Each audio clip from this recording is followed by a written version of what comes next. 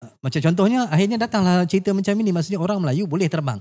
Sebenarnya saya terfikir sebenarnya mungkin apa yang nak disampaikan tu bukan terbang yang macam bersayap tu. Literal terbang tidak. Bukan literal, sebenarnya mungkin sebelum ni Eurocentric.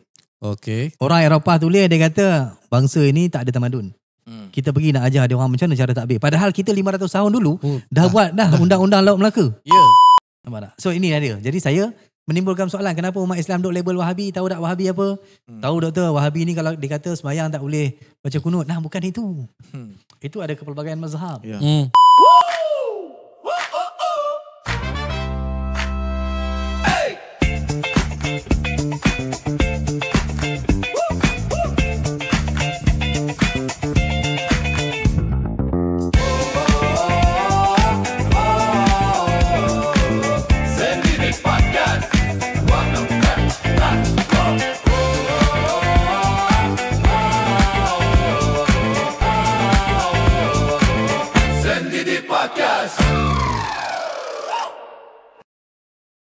Bismillahirrahmanirrahim. Assalamualaikum warahmatullahi wabarakatuh.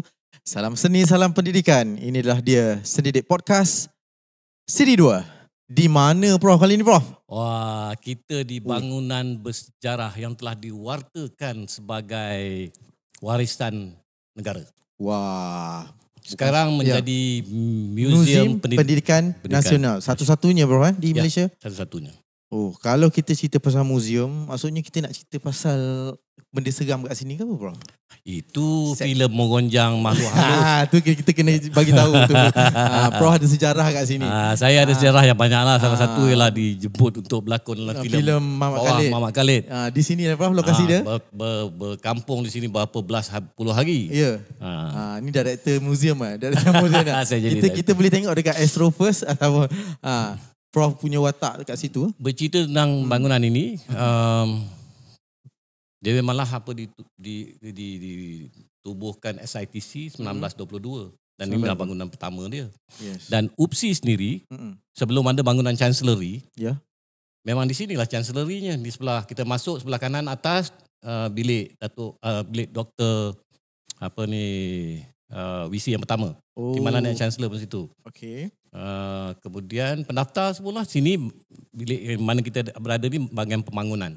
Waktu tu saya dah masuklah dipinjamkan dari bahagian pendidikan guru ke sini ke UPSI. Okey, maksudnya Prof sempat merasa jasa bangunan ni lah. Oh, memang merasa sebagai UPSI, di UPSI sendiri. Alright, nampak senyum kita punya pengarah dia. Kita nak tanya Husnil lah. Dah tiba-tiba nak tanya pula. Masa SPM tu sejarah tak apa? Alamak. Kita bukan nak riak lah Prof. Tapi Alhamdulillah A+ lah. Sebab saya memang minat sejarah. Kita duga dia nanti. Nanti kita boleh screenshot dan kita tampal. Kita bagi tahu sebenar-benarnya memang A+.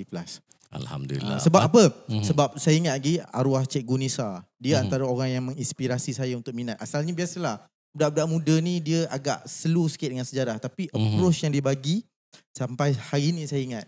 Macam mana nak minat sejarah? Betul lah projek akhir Husnil buat tentang tokoh-tokoh sejarah persembahan akhir. Masa tu ramai orang tak setuju. Macam masa saya awal propose, kenapa orang muzik nak buat cerita pasal sejarah? Tapi saya rasa sangat berkesan. Sehingga kan saya sendiri, tak semua tokoh tu saya tahu. Bila melalui konsert itu, walaupun secara bersantai, orang panggil edutainment, tapi memang beberapa tokoh tu macam yang di Terengganu saya tak tahu. Sebab saya memang tak ambil sejarah. Saya kongsikan sikit. Konsert historical music concert. Yes. Nama dia adalah Waris Sound. Saya dan kawan-kawan lah, kita projek kerjasama. Ambil tokoh-tokoh pejuang tanah Melayu dari abad ke-18 hingga 19. Contohnya di Terengganu kita ada Haji Abdul Rahman Limbong, Kelantan Tuk Janggut, Naning Abdul Said, Rentap di Sarawak. Lepas tu satu lagi saya lupa. Pasir Salak, Pasir Salak. Maharaja Tapi Lelen. lagu-lagu semua cantik. Semua original. Saya rasa sangat kita harus buat kembali yang tu. Yes, betul. Dan hari ni banyak orang nak jadi pakar sejarah. Yes. Kalau setakat dapat A SPM, tak boleh lagi. Disiplin dia sangatlah dalam, sangatlah rumit. Bercerita tentang sejarah bagus. Betul. Ada apresiasi kepada sejarah sangat bagus. Sebab itu kita ada pendidikan sejarah. Kerana kita boleh belajar daripada peristiwa sejarah yang lepas. Jadi jadikan teladan. Boleh menghargai negara kita sendiri, perpaduan kita, kerana kita melalui sejarah lah kita boleh mengetahui. Tetapi tak menjadikan kita pakar sejarah. Betul. Ini yang masalah sekarang ni, banyak yang tak tahu tentang kaedah, method mengkaji sejarah. Betul. Kita seolah-olah pakar sejarah. Seolah macam kita ni, pakar dalam bidang pendidikan muzik, tiba-tiba masuk teroka ke bidang tetamu kita. Untuk tujuan itu kita menjemput seorang pakar sejarah. Silakan perkenalkan. Tak lain tak bukan. Orang apa tu? Tall, dark and handsome, bro. Tall, dark and handsome. Saya selalu tersilap kerana dia ada kembar. Nanti kita cerita kembar dia. Inilah dia Dr. Sahul Hamid. Nak sebut penuh ke? Dr. Sahul Hamid bin Muhammad Maidin. Terima kasih, Doktor. Sama-sama. Terima kasih kerana sudi jadi tetamu untuk episod kali ini. Baik. Sama-sama. Saya sebenarnya seram juga sebenarnya. Sebab kita tengok, kita tak kenal dia rapat. Tapi saya research dia dekat social media. You dengar ini persepsi ni kan? Persepsi orang branding ganas. Betul. Keras. Brutal. Yes. Persepsi tentang saya. Baru tahu ni. Sebab saya pertama kali tengok Dr. Sahul adalah di TikTok. Ada satu podcast yang Dr. Sahul viral kan? Pasal metodologi sejarah, cara memahami sejarah. Ramai orang claim baca buku 2-3 terus boleh bahas tentang sejarah. Saya tengok kat situ. Lepas tu tiba-tiba Prof. Zahrul screenshot, Husnil tolong cari orang ni. Saya macam, ya Allah. Aku baru je tengok saya selalu teringat dia datang dengan kembar. Macam kembar, kawan baik lah. Dengan Prof. Rozaimi. Selalu dia bersabar lah. Biasanya. Lepak minum ke apa dengan dua ni. Sahabat baik. Dr. Fakulti yang lah. sama. Mereka ni daripada fakulti, bagi kita punya para pendengar penonton, Fakulti Kemanusiaan. Betul. UPSI. Sains kemanusiaan. Betul. Sains kemanusiaan. Kita tak nak cakap banyak, Prof. Kita kena buat sesi pertama ni ice breaking dulu lah. Kita kena kenal dia dulu. Macam mana last ni jadi seorang pakar sejarah ni? Tak kenal maka tak cinta. Betul. Tak kenal maka tak cinta. Jadi kita mulakan dulu.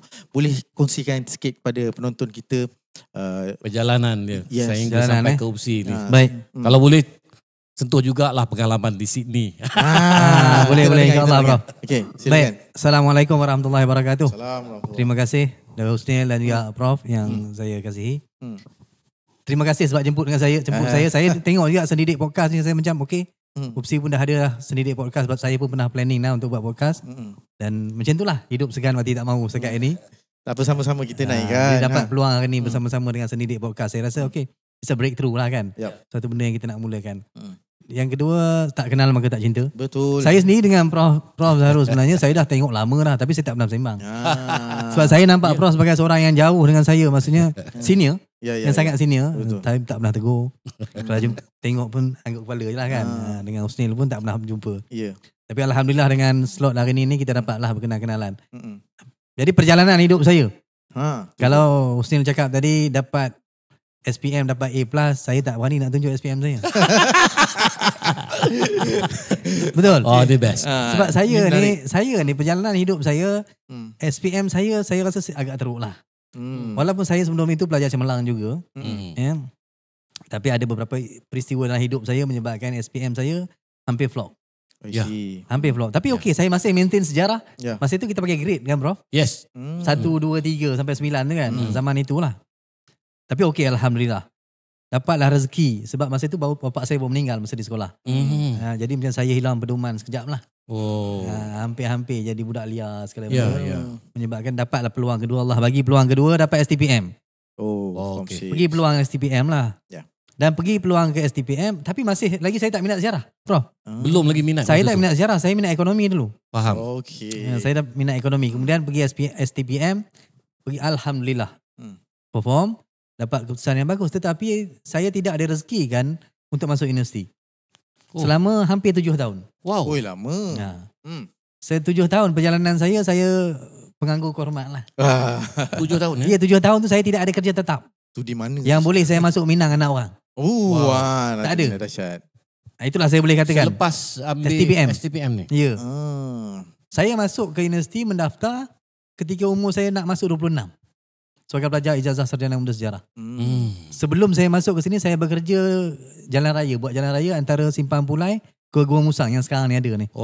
Tu air tangannya lah. Itulah dia duduk dalam hutan lah. 2 tahun di situ. Very interesting. Ya. Duduk di sana. Duduk betul-betul dalam hutan. Memang tak ada apa. Kami bergantung pada satelit saja.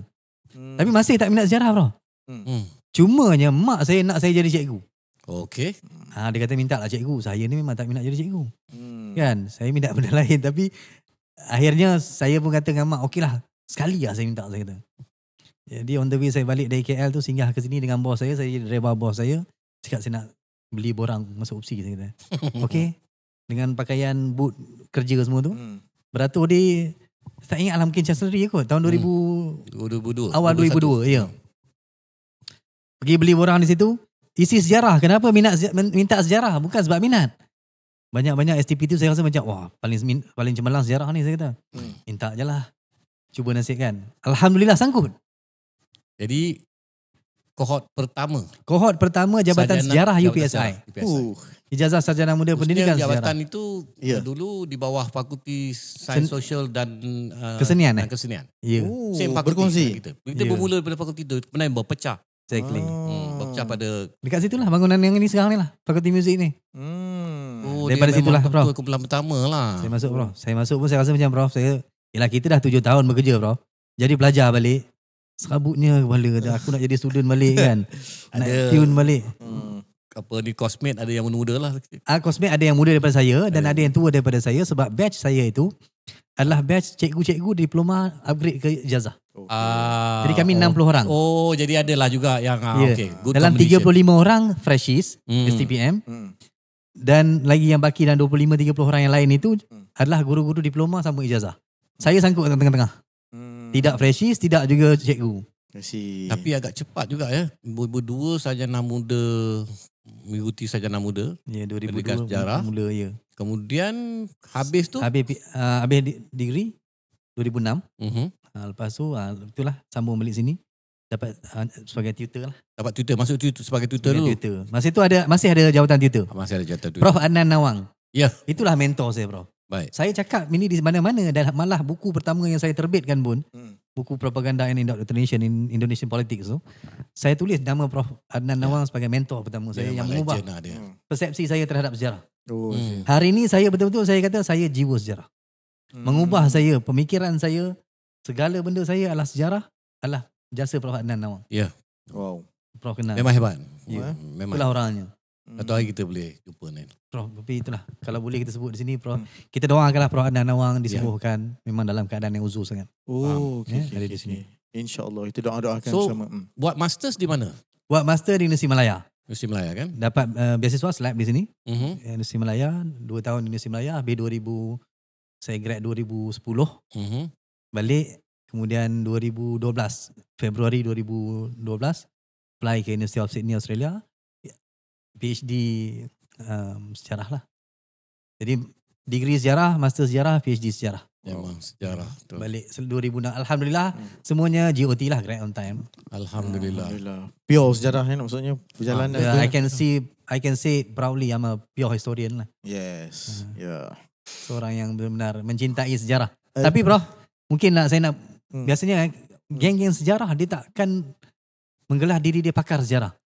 We are always a student of history. Okay. Walaupun dia seorang profesor emeritus, whatever you call him, profesor diraja ke apa, dia akan mengelar diri bila bercakap sebagai seorang pelajar sejarah. Why? Itu tak tahu dah jadi satu, itulah ada kelaziman dalam dunia sejarah. Dia takkan kata pakar sejarah, dia akan kata saya sebagai seorang pelajar sejarah. Atau sebagai seorang pensyarah sejarah kalau dia seorang akademik. Kalau dia cakap dia pakar sejarah, kalau dia self-claim, something wrong with him. Okay. Wow. Kan? Apatah kalau orang lain claim sebagai pakar orang sejarah yang bukan sejarah pula menggelar diri dia pakar sejarah kan? Lagilah sakit yang itu. Saya hanya dunia dulu kan, zaman jahiliah dulu.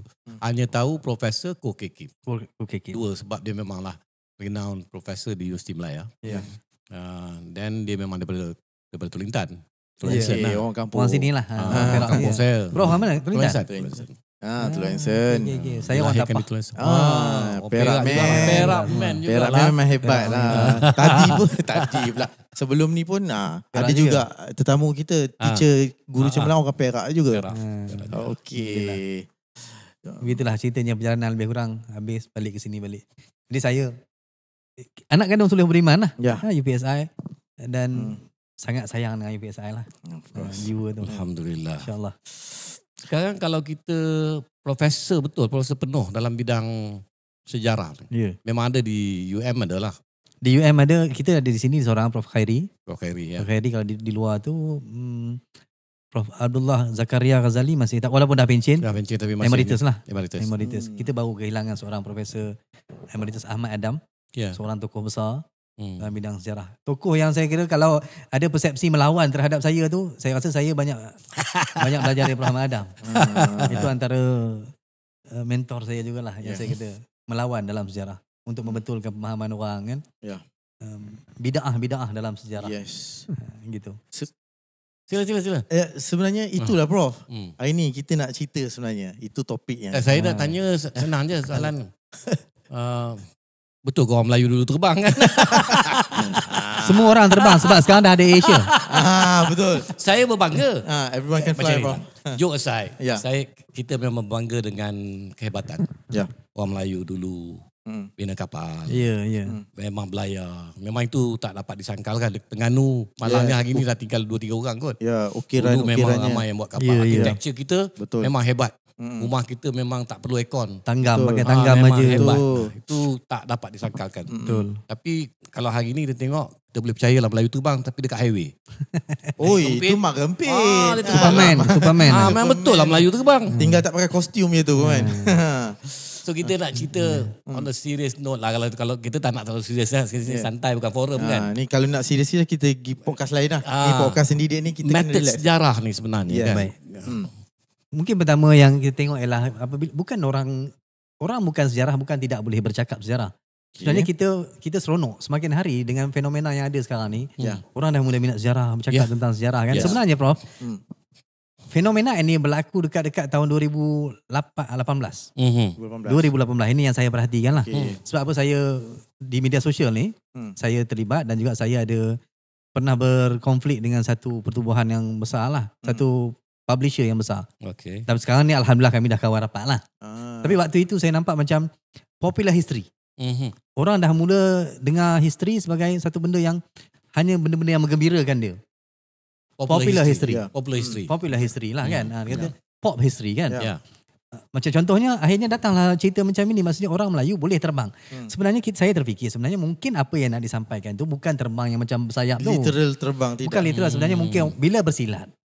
Kan dia boleh buat lompat anak rimau tu. Dia boleh lompat 5-6 orang kan. Mungkin itu yang dimaksudkannya. Kalau itu tidak ada masalah. Tapi jangan mislead the people. Mengatakan terbang tu macam mana kita tengok cerita kungfu dalam cerita Cina tu. Shaolin kungfu, Shaolin soccer whatever tu. Dia boleh terbang kan. Boleh melompat tinggi. Itu semua dah mencari adat. Ini semua perkara-perkara yang mencari adat. Kan. Yang ini sebagai seorang ahli sejarah, sebagai seorang pengkaji sejarah, pelajar sejarah, kami menolak sama sekali.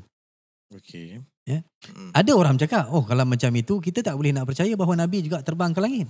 Dibawa oleh buraq sebab peristiwa itu sejarah. Nah, itu bukan sejarah, itu sirah. Ada beza Prof antara sirah dan sejarah. Di situ yang kita kata, kalau macam itu kita tak boleh nak terima bahawa Nabi pernah dibelah dadanya. Dicuci jantungnya oleh malaikat. Ataupun peristiwa bulan terbelah.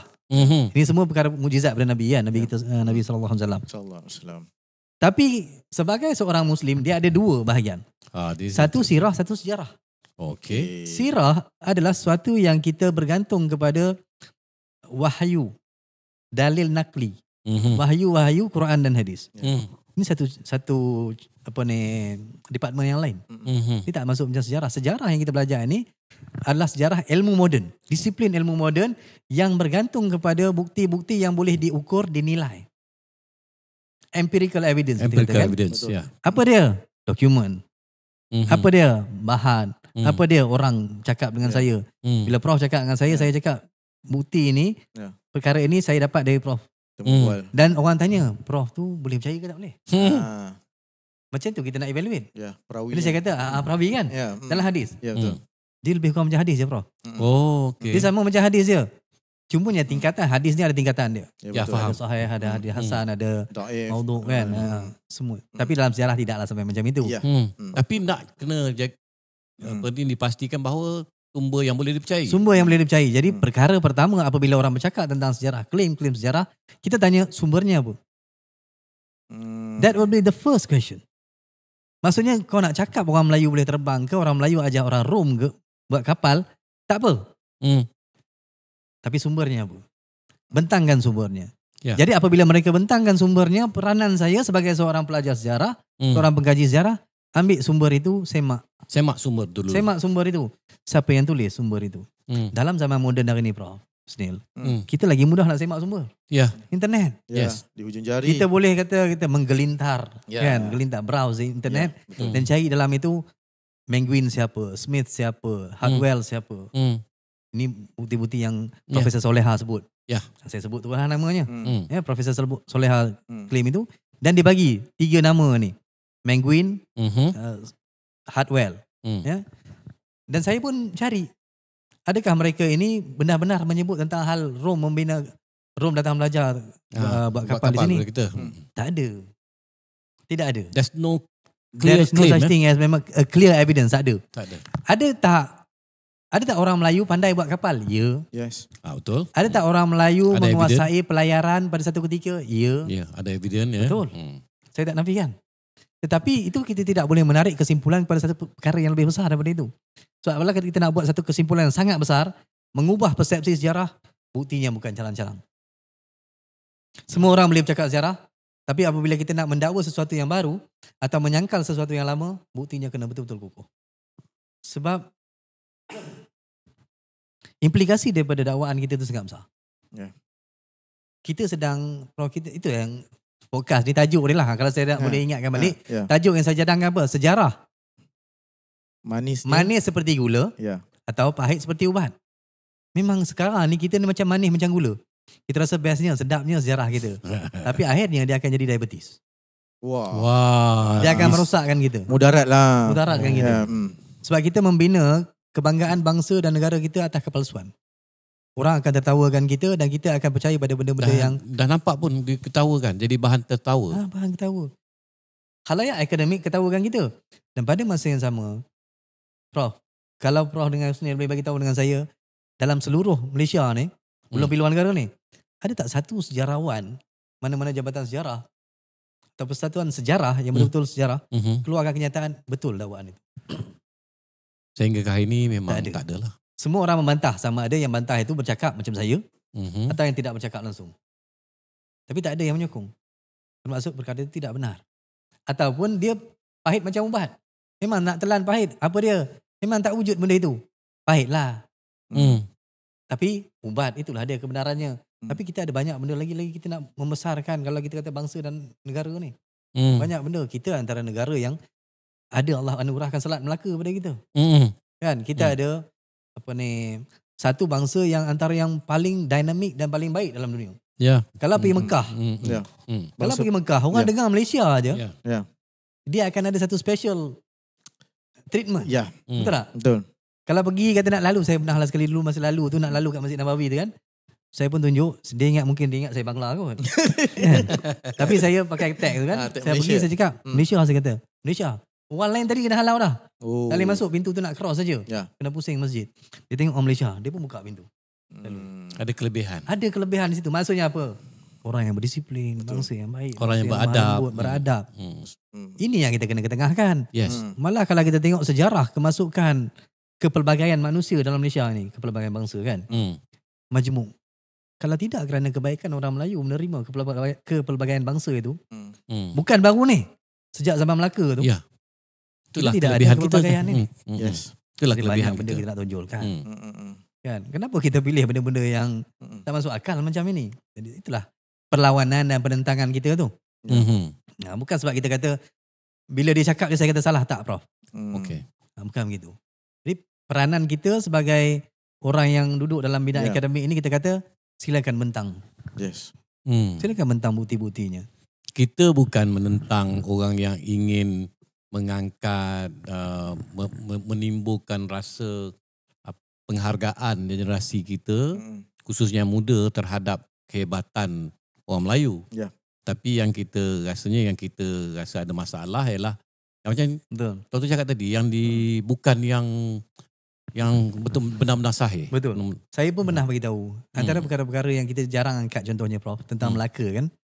Melaka tu kalau kita baca Sungai Bertam yang mengalir di Melaka tu, sebenarnya kalau kita baca catatan lama oleh pedagang-pedagang Portugis yang datang atau yang awal, indahnya kawasan itu. Hebatnya kawasan itu. Kenapa kita tidak bangkitkan yang itu? Kenapa kita tidak filmkan yang itu? Kita boleh filmkan Hang Tuah yang belum tentu benar. Itu pun masih lagi diperdebatkan. Yeah. Tetapi yang sahih ni Melaka tu. Kebesaran pelabuhan Melaka, barang siapa kata seorang pedagang ataupun sarjana kartografer tak silap saya, Ptolemy ke tak silap saya, dia kata barang siapa yang menguasai Melaka, dia mencekik lehernya Venice. Barang siapa yang menguasai Melaka, dia mencekik lehernya Venice, dia kata. Sebab Melaka ni kalau tak hantar barang, mati Venice. Venice di Itali tu. Ya. Sebab kita pelabuhan Interport, pelabuhan kumpulkan barang semua dalam alam Melayu ni, daripada situ pindah ke sana. Dan juga pelabuhan yang berhenti tengah-tengah. Orang nak pergi India atau nak pergi China. Antara timur dengan barat. Itulah hebat. Kenapa tidak kita war-warkan yang itu? Itu kan sahih. Betul. Kan? Apa yang termaktub dalam buku teks masih ada. Tapi still ada yang mempertikaikan. Yang mana? Yang bahawasanya buku teks kita perlu dibetulkan lah macam tu. Itu masalah sebenarnya yang berlaku. Sebenarnya viralnya video Dr. Sahul ni sebab salah satunya Dr. petikai. Kenapa ada orang nak petikai bahawanya buku sejarah ni perlu dibetulkan. Itu saya kisah buku teks kan? Yes. Ya. Sebab cerita pasal Venice, kegemilangan Selat Melaka ni bendanya ada dalam buku teks, Prof. Dan apa yang saya perjuangkan semuanya dalam buku teks yang saya punya final project tu. Jadi ada orang pertikaikan, perlu dibetulkan, perlu dia kata buku teks tipu. Yes. Tak sebenarnya. Tahu kan? Saya tahu kan. Benda ni saya dah lama tahu dah. Malah Prof. Sebelum kita masuk dalam dunia akademik ni, saya sendiri pun pertikaikan buku teks.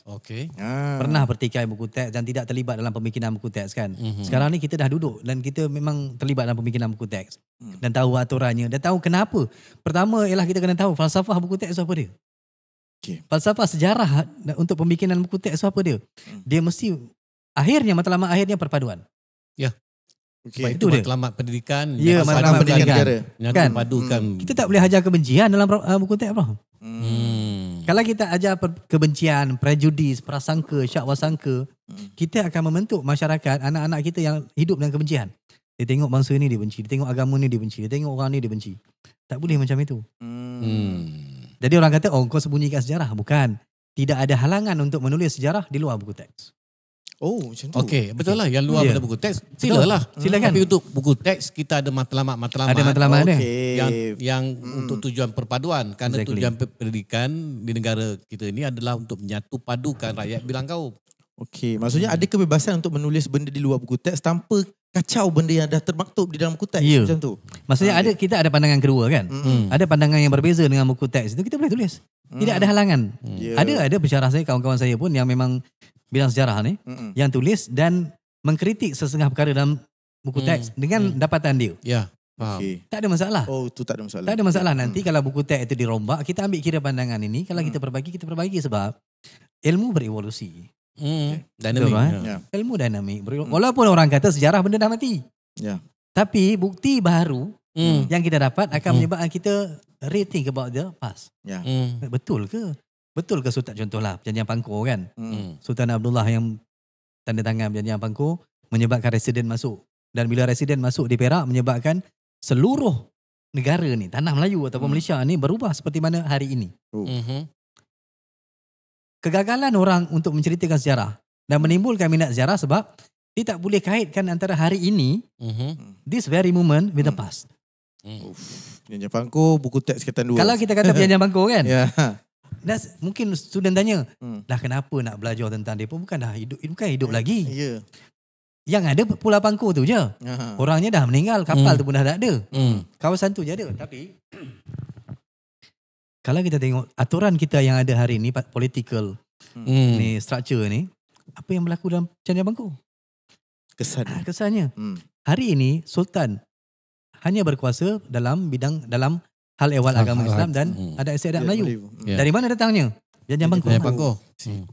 Kan? Jadi apabila orang lama menganggap Perjanjian Sultan Abdullah tanda tangan menyebabkan residen masuk, tapi new evidences showing that berlakunya pemberdayaan tipu daya sebelum itu. Inilah apabila kita mula mengkaji sejarah daripada perspektif kita. Malaysian centric kita katakan. Sebelum ni Eurocentric. Okay. Orang Eropah tulis dia kata bangsa ini tak ada tamadun. Kita pergi nak ajar dia orang macam mana cara takbir. Padahal kita 500 tahun dulu dah buat undang-undang Laut Melaka. Ya, dah takbir. Kita dah ada undang-undang Laut Melaka, kita dah ada banner dah macam-macam benda dah. Tapi dia datang dengan alasan dia kata kita nak mentamadunkan mereka ini, sedangkan dia memperhambakan manusia sebelum itu. Di India, di Afrika. Ya. Inilah kita kata kita datang dengan bukti baru untuk menidakkan, menafikan. Tapi Prof, sama juga dia datang, dia bagi sesuatu dakwaan dengan bukti yang kukuh. Ini dokumen daripada contohnya Sir Andrew Clark cakap macam ini. Andrew Clark governor waktu itu. Ya. Buktinya daripada pejabat tanah jajahan di London. Betul. Kita boleh buktikan. Tapi bila you kata orang Melayu terbang, orang Melayu mengajar bangsa Rom, saya tanya evidence di mana? Ya. Kalau awak boleh bentangkan dan saya semak sahih, saya akui. Ya. Kita akui dan kita semua angkatlah. Kita wacanakan itu. Betul. Itu je yang kita nak. Iyalah. Ya. Very interesting. Boleh Ya, betul. Yang satu statement yang menarik tadi ialah kegagalan kita to relate the past with current Ya. Mengaitkan apa-apa yang ada pada hari ini dengan peristiwa masa lepas. Sedangkan apa yang ada pada hari ini berpunca daripada keputusan dan pengalaman masa lalu. Wow. Cakap tentang itu juga, kita tidak berpolitik sini. Tetapi sebagai orang yang bijak, kita harus mengikutilah apa yang klaim tuntutan Kedah ke atas Pulau Pinang. Ini menarik. Best ni, okay. Saya baru minggu lepas saya podcast dengan Liana Marzuki. JPO podcast kan. Minggu lepas saya podcast. Isu ini juga dibangkitkan. Baik. Ini ada two sides of coin. Two sides of the same coin lah. Sisi yang pertama daripada sudut sejarahnya, memang benar Kedah milik Pulau Pinang. Betul. Memang Kedah. Pulau Pinang memang milik Kedah. Pulau Pinang memang milik Kedah. Sisi pertamanya. Sisi pertama memang betul. Tidak ada sebarang bantahan daripada mana-mana pengkaji sejarah, ahli akademik sejarah. Okay. Itu adalah kebenaran sejarah yang betul. Kemudian berlaku beberapa peristiwa sehinggalah Francis Light. Yang dulu-dulu mungkin orang kata Francis Light lah yang membuka Pulau Pinang. Padahal kita dah tipu puluh tahun tu. Dalam pikiran kita kata Francis Light buka Pulau Pinang. Tak ada. Pulau Pinang dah wujud. Dah ada orang dah di situ. Manusia dah beraktiviti di situ. Dia memperdaya Sultan, menipu Sultan untuk mengambil Pulau Pinang dan menjadikan tanah dia. Kemudian adalah beberapa peristiwa berlaku. Penubuhan negeri-negeri Melayu tidak bersekutu. Kemudian Persekutuan Tanah Melayu 1948. Kemudian kemerdekaan kita sebagai Persekutuan Tanah Melayu 1957. Kemudian penubuhan Malaysia 1963. 4 event ini menunjukkan Pulau Pinang duduk secara bersaingan. Secara historical ini historical tidak ada tuntutan rasmi daripada Istana Kedah yang setakat ini yang kita tahu tidak ada tuntutan rasmi yang mengatakan kembalikan Kedah pada Pulau Pinang. Tahun 57 kalau tak silap saya ada tuntutan daripada UMNO Pulau Pinang yang mengatakan sebelum dekat Merdeka lah, UMNO Pulau Pinang kata kita nak kembalikan Pulau Pinang kepada Kedah. Negara itu bukan rasmi Kalau rasmi saya kata pemilik itu yang tentulah, maksudnya istana sendiri yang buat satu tuntutan rasmi kepada British ke ataupun pada kerajaan Malaysia waktu itu ataupun Persekutuan Tanah Melayu. Tak ada. Tapi kemudian perkembangan kemudian menyebabkan ialah bayarannya berubah kan daripada 10,000 turun kepada 6,000 Spanish dollar. Kemudian lama sampai tahun 2018 berlaku perubahan kerajaan Barisan Nasional kepada Pakatan Harapan. Dinaikkan bayaran tahunan kepada 10 juta. Jadi orang tanya, kalau agreement itu tidak lagi berfungsi, kenapa kita bayar? Kenapa kita bayar juga? Kan maksudnya memang betul lah milik memang betul lah. Ini dia. Ada satu prinsip dalam undang-undang kata Pacta Sunt Servanda. Ini adalah satu falsafah dalam prinsip dalam undang-undang. Pacta Sunt Servanda ialah kewajipan untuk memenuhi tuntutan perjanjian. Walaupun perjanjian itu dah tak terpakai, dia menghormati perjanjian yang pernah dibuat itu, semangat itu, maka kita bayar. Itu yang kerajaan menaikkan bayaran kepada 10 juta. Jadi adakah 10 juta itu cukup? Itu tak tahulah, itu saya serahkan kepada orang politik lah. Itulah perbahasan dia. Ada tak perlu sebut lah yang kata 100 juta patutnya sekarang ni. Secara perundangannya betul. Secara sejarahnya betul milik Kedah. Tetapi perundangan kemudiannya mengambil alih. Constitution dibuat. Tahun 57 satu perlembagaan. Tahun 63 pindah perlembagaan sikit, ubah. Tetap juga perkara 1/2. Perlembagaan Persekutuan mengatakan negeri-negeri dalam Persekutuan Malaysia, dalam Malaysia adalah termasuk Blok ini hujung sampai dia alphabetical order.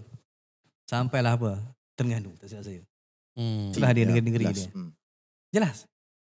Jadi sekarang kita serahkan pada mahkamah lah. Bagaimana mahkamah nak melihat hal ini? Sama ada dia mengambil betul-betul sejarah itu sebagai tonggak bagi membuat keputusan atau perlembagaan. Kalau ikutkan Prof. Bahaya sebenarnya benda ini. Sebab tuntutan terhadap satu-satu wilayah ini yang secara historical ini berlaku di banyak tempat. Kalau kita kata dalam sejarah gerakan ini disebut sebagai irredentism. Irredentism bermaksud menebus semula. Nama dia ataupun maksud dia ialah menebus semula. Apa itu menebus semula? Kedah nak tebus semula Pulau Pinang. Johor nak tebus semula Singapura. Sulu nak tebus semula Sabah. Sebahagian daripada Sabah itu. Rusia nak tebus semula Ukraine. Inilah irredentism. Dan kita juga boleh tebus semula wilayah-wilayah yang hilang diambil oleh Thailand. Patani, Satun dah confirm lah. Satun tu kan part of Kedah. Jadi ini semua kalau naik, kalau muncul, ini gerakan irredentism. Maksudnya gerakan untuk menebus semula. Dan dia boleh menjadi, kita tak minta lah, tapi dia boleh daripada diplomasi, dia boleh berubah kepada mungkin lebih keras. Di tengah tempat Malaysia tidaklah begitu. Dan kita tengok di Sabah itu ada. Sulu berpegang kepada bukti sejarahnya. Pernah ada perjanjian pajakan dengan Dan and Overbeck. Bau dengan British kan. Dengan Sultan Sulu itu. Dan dia jadikan pegangan itu sebagai inilah asas bagi tuntutan kami. Sedangkan kita dah jadi satu negara yang berdaulat. Sebab bahaya lah. Sebab tu bertempurnya di Lahad Datu tu. Bertempur di Lahad Datu tu. Dan Johor pun ada bunyi. Istana Johor pun ada bunyi. Maksudnya kita Johor boleh mampu untuk bergerak sebagai satu negara. Kan? Bangsa Johor. It's your country, not my country. Itu bahaya tu. Istilah benda-benda ni kan. Bahaya lah. So your specialization memang historical political history lah saya punya. Dan saya juga mengkaji tentang dia macam ni, ada dua, ada thematic and geographical. Geographically saya sebenarnya Malaysia Indonesia lah. PhD saya on Indonesia, master saya peralihan antara Malaysia sebab saya buat konfrontasi. Konfrontasi Malaysia Indonesia. Kemudian bila PhD memang betul-betul Indonesia. Tapi temanya ialah propaganda dan psychological warfare. Sebab itu saya banyak bercakap tentang politik juga. Sebab banyak political propaganda. Dan saya memang my interest is on political propaganda, psychological warfare. Sebab itu saya banyak terlibat juga dalam hal-hal komen politik, tulis dalam media, bercakap kan. Okay, kita dah segmen 1 campur segmen 2 dah. Bisa sebenarnya. Okay, jadi Prof, dia menarik ni sebab kita nak cungkil lagi yang pasal luar negara pula. Tadi pasal kita nak tutup dulu segmen 1 ni sebab segmen 1 dan 2 dah ni. Segmen 1 dan 2 ni sebab tadi kita sentrik Malaysia. Lepas ni kita nak cerita juga pasal kaitan seni. Maksudnya gemilangnya satu-satu bangsa dan tamadunnya oleh kerana seninya sama-sama naik. Itu untuk segmen selepas ni. Jadi kita berehat sebentar. Kita kembali selepas ini. InsyaAllah. Mantap.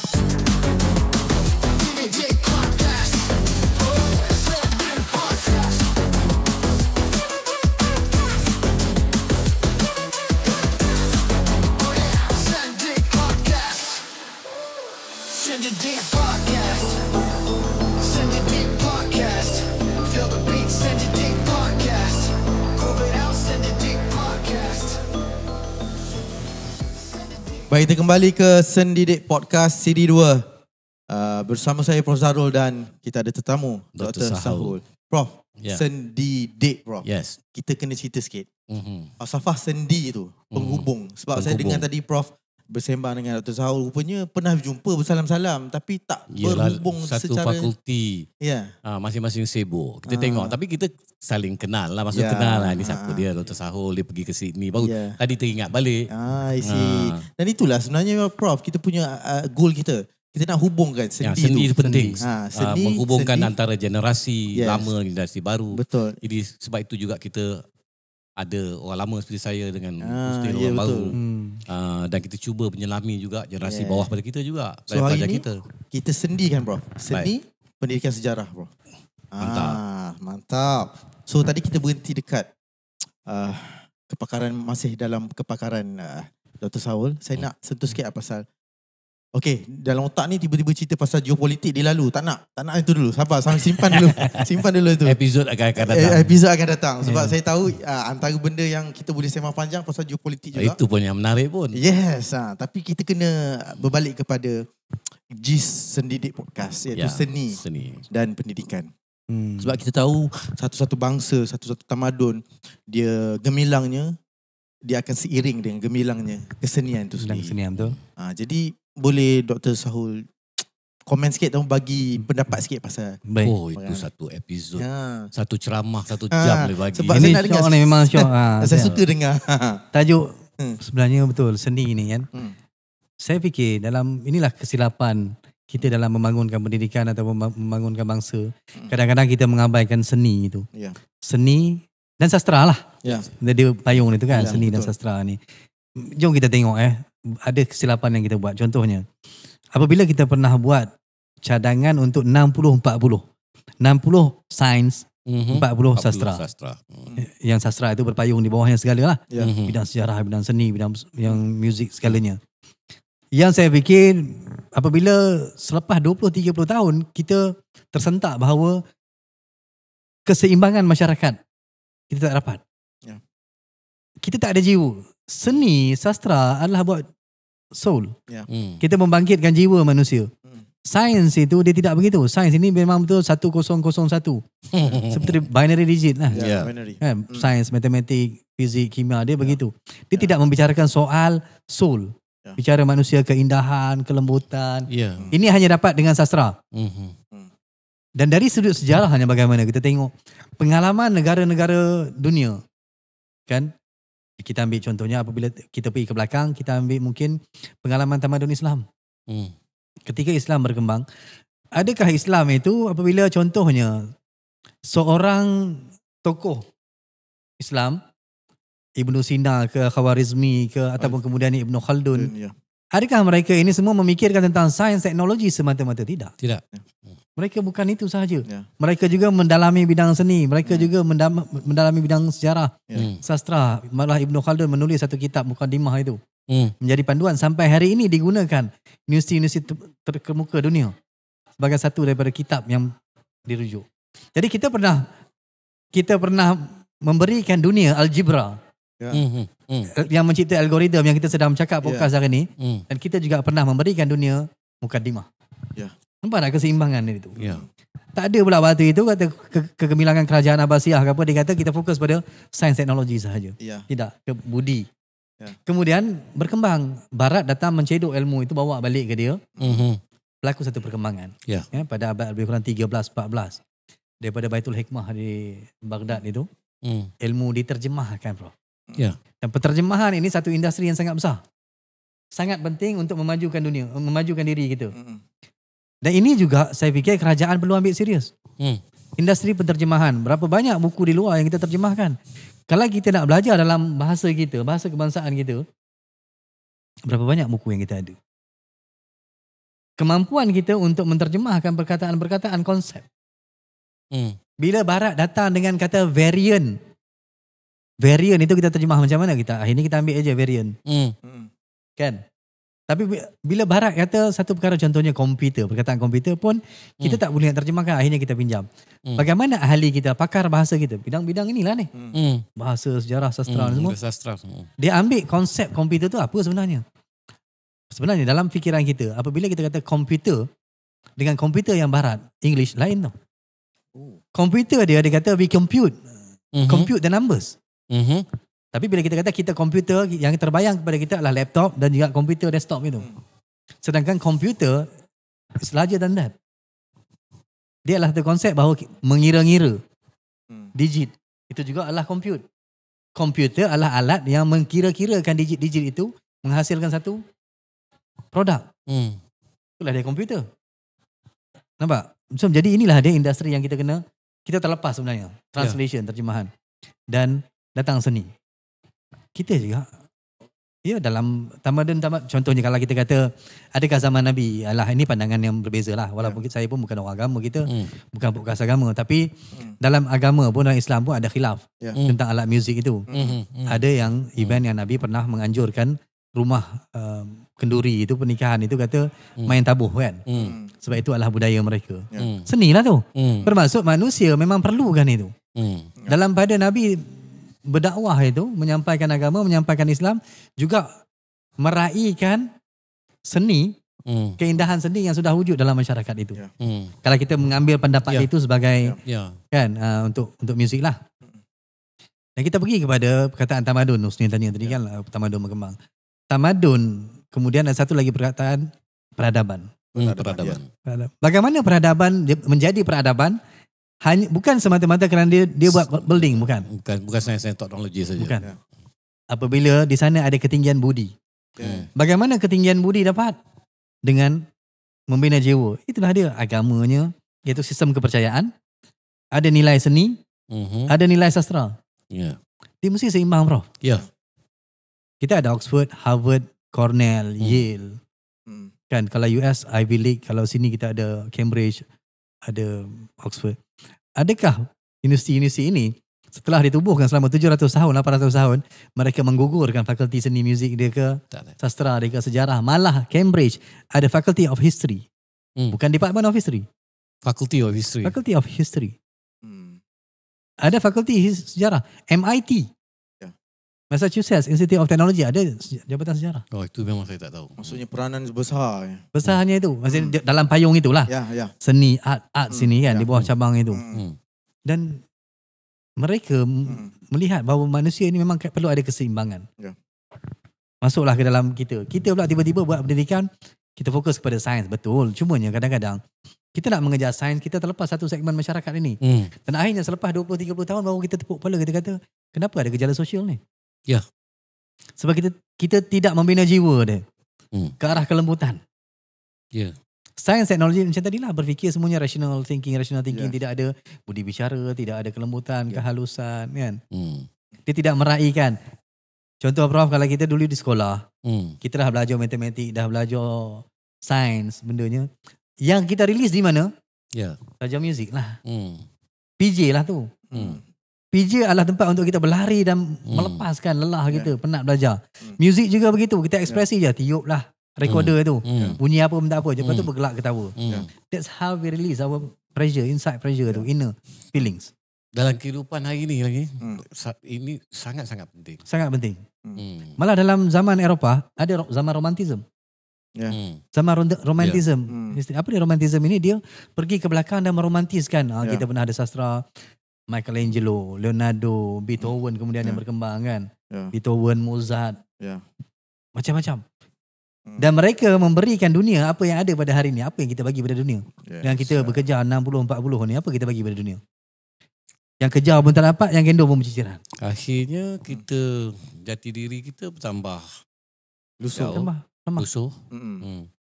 Jadi ini perkara yang kita perlu pertimbangkan. Apabila kita berkiblatkan kepada Barat, bahawa Barat menjadi negara yang maju dengan mengambil sains dan teknologi, tapi kita terlepas Barat juga menitik beratkan sastra, sejarah, sangat-sangat seni. Betul. Malah di negara-negara Barat ada penasihat sejarah. Ada di US sampai hari ini ada Office of the Historian di bawah Department of State. Jabatan negara. Maksudnya macam Jabatan Perdana Menteri ya. Ada Office of Historian yang peranan dia mengumpulkan segala dokumen sejarah dan menganalisis dokumen sejarah. Dan mereka antara orang yang mencadangkan polisi luar negara. Ada satu orang sejarawan Arab, sejarawan orang putih lah. Tapi dia fokus kepada Middle Eastern history ini, nama dia Bernard Lewis. Bernard Lewis ni antara orang sejarah, peranan dia untuk menasihatkan masa itu dalam 20-30 tahun dulu. Bukan penasihat sains saja. Kalau kita bukan ada, sains dia. kita Dia ada ada penasihat sains bagi Perdana Menteri memang ada. Betul. Tapi dia ada dari sudut sejarah pula. Jadi dia kena seimbang lah. Kena seimbang. Pokoknya kena seimbang. Betul. Kan? Kalau nak sains, teknologi, jangan pinggirkan seni sastra ni. Betul. Sebab dia bermain dengan kehalusan jiwa. Okey. Ini yang saya kata, saya ada idea ni, saya rasa macam kita kenapa kita tidak buat. Contohnya, contoh macam kita hari ni, kita dekat sini. Kita ada fakulti muzik dan seni persembahan. Kita bercakap tentang filem P. Ramlee. Okay. Mengapa Prof? Mungkin Prof, ibu dengan ayah Prof menonton filem P. Ramlee itu dulu gelak ketawa. Kemudian Prof gelak juga. Anak Prof pun gelak juga. Cucu Prof pun mungkin gelak juga. So dah 5 generasi ketawa kepada satu filem yang dibuat pada tahun 1960. Sama juga macam saya pun. Mak saya ketawa, anak saya pun ketawa juga. Mengapa? Kita soalnya kenapa? Itulah jiwa. Filem P. Ramlee dia masuk ke dalam. Sebab bahasa yang digunakan itu memang betul bahasa Melayu. Dia tak sama dengan filem contohnya Sembilu. Tahun 90-an masa zaman saya sekolah menengah kan. Sembilu, hari ni orang muda pun tak tahu sangat dah Sembilu. I, you. That is not our culture. Bukan budaya kita. Bahasa jiwa bangsa yang kita sebut itu bukan saja-saja. Bahasa melambangkan jiwa kita. Masuk dalam. P. Ramlee apabila dia kata, silakan duduk wahai kekandaku yang mulia. Saya ingat sangat benda ni, dialog ni. Dalam filem Tiga Abdul. Tiga Abdul, ya. Tiga Abdul. Selepas dia ambil balik harta apa semua kan. Lepas tu dia nak kenakan abang dia. Akhirnya dia tunjukkan kemuliaan seorang abang itu. Adik menunjukkan kemuliaan abang kan. Hormat. Silakan duduk wahai kekandaku yang mulia. Saya rasa dialog itu sangat powerful lah. Dan satu lagi Prof, dalam filem Hang Tuah. Dulu-dulu zaman kalau kita tengok Hang Tuah, kita terbayang P. Ramlee lah Hang Tuah. Dalam fikiran saya. Jadi dalam filem Tuah Jebat apa semua, lepas dia bunuh Jebat, orang kampung akan berarak kata, hidup Laksamana Hang Tuah. Kan? Jadi Tuah akan pergi ke tingkap tu dan dia akan bermonolog. Dia kata, siapakah benar? Tuahkah benar atau Jebatkah benar? Itu sebenarnya itu sejarah tau. Sebenarnya itu menunjukkan bahawa sejak berpuluhan tahun dulu pun polemik tentang siapa benar, Tuah ke benar, Jebat benar, masih tak putus-putus sampai hari ini. Dan selepas dibunuh Jebat itu pun Tuah masih bermonolog. Aku betul ke aku ni? Apa yang aku buat? Disebabkan ketaatan aku kepada raja, aku bunuh kawan aku. Dan betul ke Jebat benar? Bermaksud inilah seni. This is how you deliver history through arts. Lakonan. Dan contohnya Prof, P. Ramlee, saya fokus pada P. Ramlee lah sekarang ni. Dia ni memang sangat futurist pada saya. Sebab dia banyak perkara yang dia mengkritik. Contohnya, saya orang sejarah. Saya mengkaji. Ketika saya kaji sejarah Indonesia, rupanya filem Tiga Abdul dia tu, yang Abdul Wahab tu, sebenarnya watak Indonesia Prof. Menteri Agama. Oh ya ke? Abdul Wahab itu adalah Menteri Agama di Indonesia ketika zaman konfrontasi. Dan ketika dalam itu kan dia kata Kadarisman kan? Abang ni Kadarisman kata silap. Dia kata inilah dia demokrasi. Demokrasi apa? Demokrasi kepala demokrasi terpimpin kan? Demokrasi terpimpin kepala otak kau. Kita kena faham. Filem ini tahun 1964. In the middle of confrontation. 63 hingga 66 konfrontasi terhadap Indonesia. Dan di rumah-rumah orang Melayu kebanyakannya yang masih mempunyai hubungan dengan Indonesia itu digantung gambar Soekarno. Dan filem ini adalah kritikan terhadap Soekarno. Demokrasi terpimpin kepala otak engkau. Seni mengkritik yang tinggi sebenarnya. Dan satu lagi watak Abdul Wahid bodoh alang ini, dia sebenarnya mengkritik Indonesia. Sebab ramai orang Malaysia, orang Melayu ni masih mempunyai hubungan dengan Indonesia. Malah dicatatkan rumah orang Melayu gambar Soekarno masih digantung. Saya masih ingat itu ya. Memang. Kuat Jadi beginilah. Jadi contohnya, inilah benda-benda yang saya rasa macam mengapa fakulti seni muzik maksudnya, ada juga bahagian filem semua ni kan. Tidak ambil elemen-elemen itu kemudian digabungkan dengan sejarah dan bangkitkan kembali. Lagu-lagu P. Ramlee misalnya kan. Lagu-lagu P. Ramlee, hari tu saya masa SITC baru ni yang sempena Merdeka, dipanggil untuk ceramah Merdeka tu kan. Saya mainkan lagu Joget Malaysia. P. Ramlee dan Saloma. Itu juga adalah gabungan antara seni dengan sejarah. Joget Malaysia kita tengok dia mewakilkan ini orang Melayu pakaian begini, India, Cina. dan orang Sabah Sarawak. Jadi mewakilkan macam itu, representation tu kan. Dah ada. Mana ada pula latar sejarah dia. Nah, inilah yang saya pernah fikir dulu, kalaulah fakulti muzik ke fakulti through film ke apa. Ya. Saya setuju. Ada penceritaan. Kita boleh lakukan ini. Malahan siapa nama kita selalu panggil Datuk apa? Selalu dengan fakulti kita, sejarah juga. Oh, Datuk Farhan. Farhan. Dr. Farhan. Dr. Farhan selalu juga ke fakulti tu. Saya kata kenapa? Oh, Dr. Farhan. Anak Prolah. Kenapa kita tak adakan satu kolaborasi di antara Jabatan Sejarah, pakar-pakar sejarah. Kita boleh buat persembahan dia, tapi kita harus wacanakan. Sedikit, jangan wacana yang keterlaluan. Betul. Tapi kita perlu ada. Jadi kita kupaskan begini. Dia jadi sangat ilmiah. Betul. Seni itu lebih bermakna. Bukan sekadar lalu begitu saja dalam persembahan pentas. Betul. Tapi diwacanakan sedikit, dia lebih meninggikan nilai seni itu sendiri. Betul. Inilah menghargai lebih lagi tokoh-tokoh seni kita dalam sejarah, dalam seni pun kan ada falsafah dia. Seni untuk seni atau seni untuk masyarakat. Art for the sake of art or art for the sake of society. Kan? Jadi kalau art for the sake of society, kita ambil dan kita gabungkan, kata inilah dia latarnya. Piramli cakap dalam konteks begini, lagu ini dalam konteks begini. Kan? Banyak lagu Sudirman misalnya, lagu warisan. Kan, lagu warisan, lirik lagu warisan tu sangat powerful lah. Itu pun kita boleh wacanakan pada saya lah. Kan, melihat daripada sudut saya tu. Itu perkara-perkara yang saya rasa boleh dikembangkan lah. Maksudnya ada hubungan yang sangat rapat sebenarnya, Prof. Sejarah, seni. Sejarah dia cut across. Ya. Cut across all subjects actually. Kalau sejarah, kalau nak kupas. Baik. Ya. Prof. Saya rasa kita dah sampai soalan yang terakhir kita bagi kepada Dr. Saya rasa ada berapa tadi harapan kalau Dr. Sahul nak suarakan tentang harapan masa depan tentang pendidikan sejarah di sekolah ke dari segitulah untuk yang ni. Okey, baik. Yang pertama, kalau mungkin sebab kita menghasilkan guru kan. Yang saya sampaikan dalam kuliah juga, perkara yang sangat penting ialah kita menimbulkan persoalan. Apabila kita mengajar sejarah, kita menimbulkan persoalan dan kita belajar daripada persoalan. Bukan belajar daripada fakta. Fakta adalah data mentah. Fakta adalah data mentah. Tapi apabila kita masuk dalam kelas, inilah yang saya sebut, Prof. Saya belajar dengan Prof. Adnan Nawang ni. Inilah jasa besar dia yang saya fikir saya ikut dan saya terhutang budi dengan dia. Menimbulkan persoalan. Bahawasanya mengapa dan bagaimana sesuatu itu berlaku. Dan mengapa dan bagaimana sesuatu itu ada pada hari ini. Dan baru kita trace the history. Ini yang kadang-kadang dalam buku teks itu dia sebut fakta. Fakta itu hanyalah begitu sahaja. Dia macam komunis pada 1948 hingga 1960 darurat diisytiharkan. Itu fakta, mati. Tapi kita ni kita bangkitkan persoalan. Baik, tahu tak mengapa sekarang ini ada kampung baru? Kita mula dengan persoalan. Pelajar kita, kampung baru saya pernah tengok kat rumah saya, kat kampung saya ada. Dekat KL ada. Dekat Johor ada. Kenapa ada kampung baru? Dan kenapa kampung baru itu memang kebanyakannya orang Cina aja.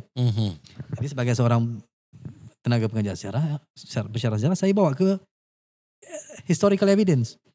Ini berlaku kerana 48 hingga 60 British nak pisahkan orang Cina dengan, nak putuskan hubungan dia dengan komunis. Jadi dia buat kampung baru tu, dia pagarkan, dia letak lampu apa semua.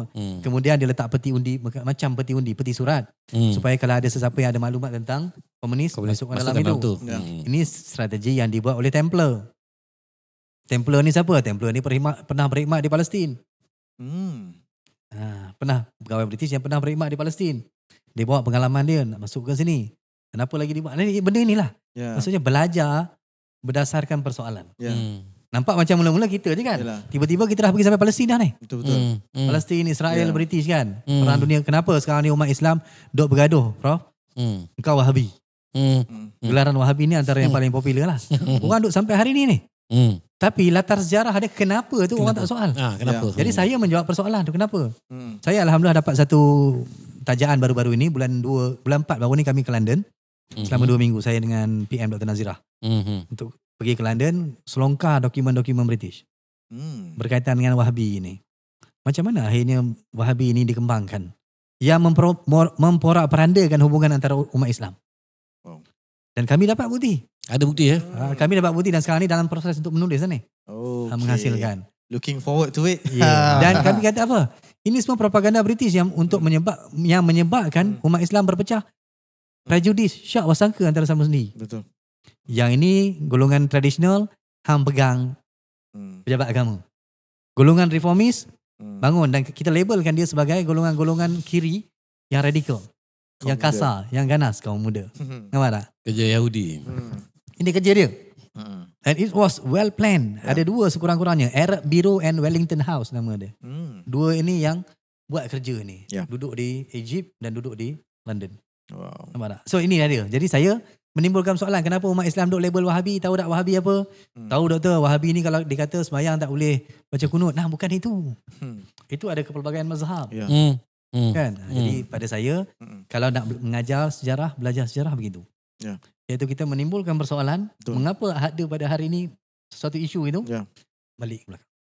Mengapa orang Melayu prejudis pada orang Cina prejudis pada orang Melayu. Jawapannya ada dalam sejarah. Jawapannya ada dalam sejarah. Tujuan bukan untuk nak pergi ke belakang. Memang nak move forward. Betul. Tapi jawapan punca penyakit. Permasalahan yang kita hadapi hari ini dan masa depan boleh selesaikan dengan melihat ke belakang. Betul. Tapi dari konteks pendidikan. Itulah ubat tu. Pahit tu.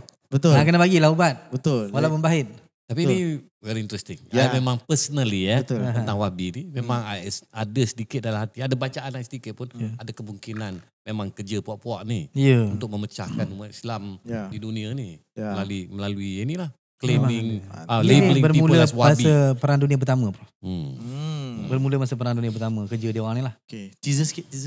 Perang Dunia Pertama. Ada member nak habiskan cerita nanti tak? Tapi dari konteks pendidikan ni sebenarnya bagus, Prof. Bila timbulkan persoalan daripada sejarah yang bentuknya atau sifatnya mentah, itulah yang menjadikan benda tu active learning, Prof. Kan? Maksudnya active learning kan. Kita timbulkan persoalan, barulah pelajar tu bergerak mencari maklumat. Sebab sejarah sifatnya benda yang dah mati. Tapi tafsiran dia kemudian berubah-ubah. Yes. Tafsiran berubah berdasarkan temuan-temuan dokumen yang baru. Bukti-bukti yang baru. Tapi saya tambah macam yang episod sebelum ni juga. Harapan saya ialah kita dapat melihat pertama mengimbangi pakar dalam sains dan teknologi dengan juga pakar-pakar dalam bidang arts. Kerana peranan pendidikan yang kita selalu sebut adalah untuk memanusiakan manusia ni. Tak boleh tinggal dalam kehidupan hari ini contemporary. Lagi keperluan untuk mengukuhkan kejiwaan, kerohanian ini. And the arts harus mainkan peranan yang lebih penting malahan. Kalau tidak, itu yang merempit, membunuh, dah macam membuli, macam-macam lah gejala-gejala. Kita ada cabaran lagi baru ni, AI ni. Yes. Kemunculan AI ni. So the answers to all this are the arts. Bagi saya, bukan kerana kita berada dalam arts, tapi saya yakin itulah dia. Yalah. Ubat dia. Arts itu termasuklah maksudnya pengukuhan agama. Yes. Bukan macam bidang-bidang. Kan kita dulu dua stream je. Science and art stream. Art stream luas lah, bukan dalam kesenian saja maksudnya. Okey, boleh kita tutup? Okey. Terima kasih saya ucapkan kepada Dr. Saul. Terima kasih kembali kepada penganjur. Kita Prof dan memang sangat-sangat hargai lah. Saya rasa bidang yang kita bincang agak lebih serius. Selalu tu ini santai juga tetapi agak lebih serius topik-topik isu-isu yang kita bincang walaupun tak puas. Tapi memang begitulah keadaannya. Kita amat hargai masa yang Dato' Saul berikan pada kita. Yes. Dan kami juga menantikan juga episod-episod dari konteks pendidikan sejarah untuk podcast-podcastnya. Dan kolaborasi sejarah, pakar sejarah ni dengan fakulti-fakulti seni dan muzik. Yes. Boleh ada, kalau ada sinergi baguslah. Yes, kolaborasi. InsyaAllah. Jadi kita harapkan buku yang apa ni? Projek pendidikan propaganda Saul tu kan juga dikongsi bersama. Baik. Interesting, very interesting. Terima kasih kepada semua yang menonton dari awal hingga ke akhir. Nampak orang belakang cakap terima kasih museum cakap. Terima kasih kepada Museum Pendidikan Nasional kerana memberi ruang untuk kami merakamkan satu episod bersama orang sejarah juga. Jadi jangan lupa like, follow, share dan komen di YouTube TikTok dan Facebook kami. Sehingga kita berjumpa lagi di episod akan datang. Prof, lepas ni Upun nak episod pasal apa pula? Topik apa pula? Teaser dulu. Sebab kita mana tahu kita kena tanya penerbit lah. Kena tanya penerbit lah. Nanti saya call penerbit. Orang yang sama juga. Jadi kita nantikan episod akan datang. Sehingga kita berjumpa lagi. Assalamualaikum warahmatullahi wabarakatuh. Bye-bye. Alright.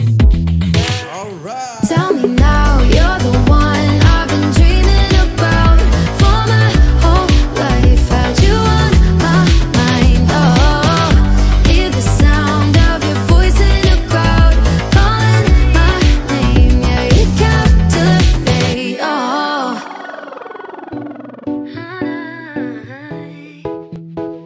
you captivate me. Cover me